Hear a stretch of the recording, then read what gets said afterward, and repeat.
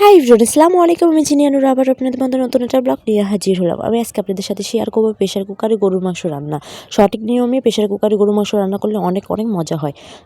সবাই চলুন দেখে নিই কীভাবে রান্না করে। প্রথমে আমি আদা রসুন বাটা অ্যাড করে নিচ্ছি। এখন পরিমাণ মতো হলুদের গুঁড়া,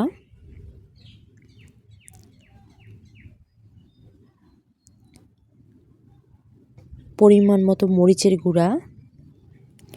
আমি যেহেতু এখানে কাঁচামরিচ বাটা ব্যবহার করব, তার জন্য আমি মরিচের গুঁড়াটা অল্প একটু দিচ্ছি যেন কালারের জন্যে। এখানে আমি জিরার গুঁড়া দিয়ে নিচ্ছি পরিমাণ মতো। আপনারা প্রায় যতটুকু মাংস নেবেন ওই অনুযায়ী জিরার গুঁড়া দিবেন। এখানে প্রায় 1 কেজি প্লাস মাংস আছে, ওই পরিমাণ আমি জিরার গুঁড়া দিয়ে নিচ্ছি। তারপরে যে আমি কাঁচামরিচ বাটা দিয়ে নিচ্ছি। এই কাঁচামরিচগুলো আমি ভালো করে ভেজে তারপর ব্লেন্ডার করে নিচ্ছি। এখানে পেঁয়াজ বাটা দিয়ে নিচ্ছি। এখানে পেঁয়াজ বাটা ব্যবহার করব না, গোটাল কুচিটা ব্যবহার করব, তাহলে মাংসটা অনেকটা ভালো হয়। তারপর অল্প একটু তেল ব্যবহার করতেছি। এখানে গরম মশলা দিয়ে নিচ্ছি পরিমাণ মতো। এটাকে এখন ভালোভাবে মেখে নেব হাতের সাহায্যে।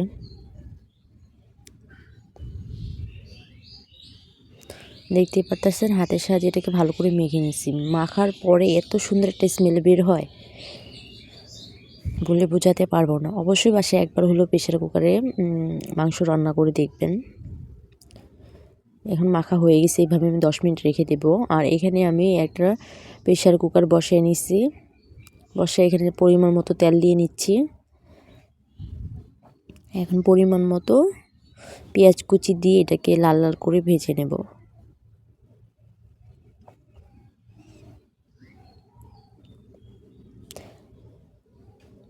তারপর এখানে 2টা তেজপাতা দিয়ে নিচ্ছি, দিয়ে একটু নাড়াচাড়া করে দেব।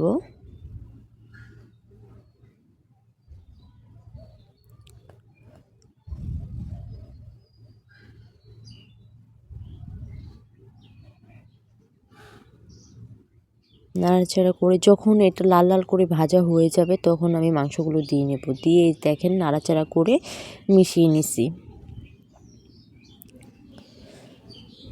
ওই স্টেপটা কেন উঠে নেই জানি না, কিন্তু মাংসটা ওই যে লাল লাল করে পেঁয়াজগুলো ভেজে তারপরে মাংসগুলো দিয়ে এটাকে নাড়াচাড়া করে নেবেন। দেখতে পারতেছেন এভাবে কিছুক্ষণ কষিয়ে নেবেন, কোনো না করে। পারলে হালকা একটু পানি দিবেন, বেশি না, শুধু চামচটা ধুয়ে একটু পানি দিবেন। দিয়ে এটাকে কিছুক্ষণ কষিয়ে নেবেন। আর প্রেশার কুকারে বেশি পানি দেওয়া যাবে না, ওই পরিমাণ মতোই পানি দিতে হবে আপনি যেভাবে খাবেন। প্রেশার কুকারে কিন্তু পানি বেশি কমে না, যেটুকু পানি থাকে ওর থেকে অল্প একটু কমে, কিন্তু পানি ওরকমই থাকে। দেখেন কষানো হয়ে গেছে, এখন এটাকে ভালো করে নাড়াচাড়া করে মিশিয়ে নেব। দেখতে পারতেছেন এভাবে আমি আরও কিছুক্ষণ রান্না করে নিয়ে তারপরে এটাকে ঝোল দেব। ফাইনাল ঝোল যেটা, এটা দিয়ে নেব।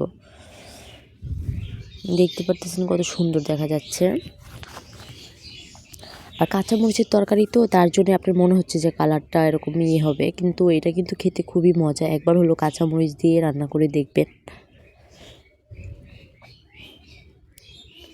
এটাকে আমি ভালো করে নাড়াচাড়া করে কিছুক্ষণ রেখে দিই। এখন আমি পানি অ্যাড করে দেব, পরিমাণ মতো ঝোল অ্যাড করে দেব। দেখতে পারতেছেন মাংসটা অনেকটা ঝোল, যে অল্প একটু ঝোল দিয়েছিলাম ওটা কমে গেছে। এখন সেই মাংসের মধ্যে আমি ঝোল ব্যবহার করব। দেখেন আপনার পরিমাণ মতো যতটুকু খাবেন ওই অনুযায়ী ঝোল দিয়ে নেবেন। আমি যেহেতু এটা মাখো মাখো করব, বেশি ঝোল রাখবো না, তার জন্য আমি অল্প করে পানি দিছি। আপনারাও ঠিক ওই পরিমাণ মতো পানি দিবেন। আপনারা যদি ঝোল খেতে চান তাহলে আর একটু ঝোল বাড়ায় দিবেন। আর আমি যেহেতু ঝোল খাবো না, একটু ভুনা ভুনা খাবো, তাহলে ওরকম পরিমাণের পানি দিয়ে নেব। দিয়ে এটাকে আমি বন্ধ করে দেব। তো লবণটা দেখে নিছি যে লবণটা ঠিক আছে কিনা। আপনারা ঝোল দেওয়ার পর লবণটা দেখে নেবেন। তারপরে প্রেশারের মুখটা আটকে দেব। দিয়ে এখানে আমি প্রায় 10 থেকে 11টা বা 12টা সিজ দিব। আপনার যদি মাংসের মধ্যে হাড় হাড্ডি থাকে তাহলে 13-14টাও দিতে পারেন। আর যেহেতু আমি এখানে মাংস সহ হাড়ও আছে, যে ওই অনুযায়ী আমি 12টা সিজ দিয়ে নেব, 11টা কি 12টা সিজ দিয়ে নেব। 12টা সিজ দেওয়ার পরে আমি এটাকে খুলে দেখব যে এটা কতটুক পানি কমছে বা এটা কতটুকু হয়েছে, সব কিছু ঠিকঠাক আছে কিনা। এখন আমি এটাকে খুলে মাংসটা চেক করব। মাংসটা তো 100% সিদ্ধ হয়ে গেছে। এখন আপনার লবণ টবণ মশলা, একটু মশলার গুঁড়া দিতে হবে। মশলা বলতে কি আপনার জিরার গুঁড়া দিতে হবে।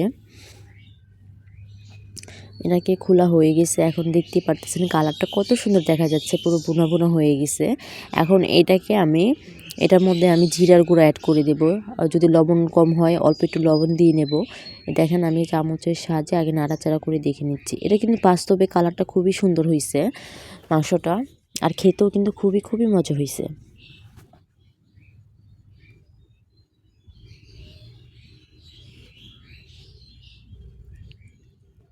এই যে দেখতে পারতেছেন মাংসটা।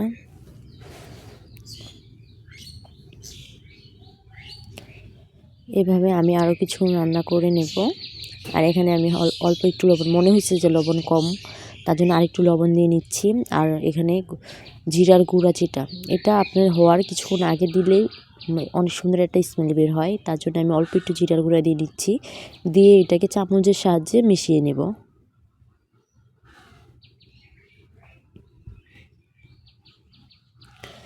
মিশানো হয়ে গেছে। ফাইনালি আমাদের তরকারিটাও হয়ে গেছে। এই যে ফাইনাল লুক। সবাই ভালো থাকবেন, সুস্থ থাকবেন। যদি আমার ভিডিওটা ভালো লাগে অবশ্যই আমার চ্যানেলটাকে সাবস্ক্রাইব করবেন। আমাকে সাপোর্ট করলে অবশ্যই সাপোর্ট পাবেন। এই দেখতেই পারতেছেন প্রেশার কুকারে কত সুন্দর মাংস রান্না হয়ে গেছে। অনেকে মনে করেন প্রেশার কুকারে মাংস রান্না করলে হয়তো মজা হয় না, ভালো লাগে না, কিন্তু আপনারা যদি সঠিক নিয়মে প্রেশার কুকারে রান্না করতে পারেন তাহলে অবশ্যই মাংসটা অনেক ভালো লাগে। সবাই ভালো থাকবেন, সুস্থ থাকবেন। আল্লাহ হাফেজ।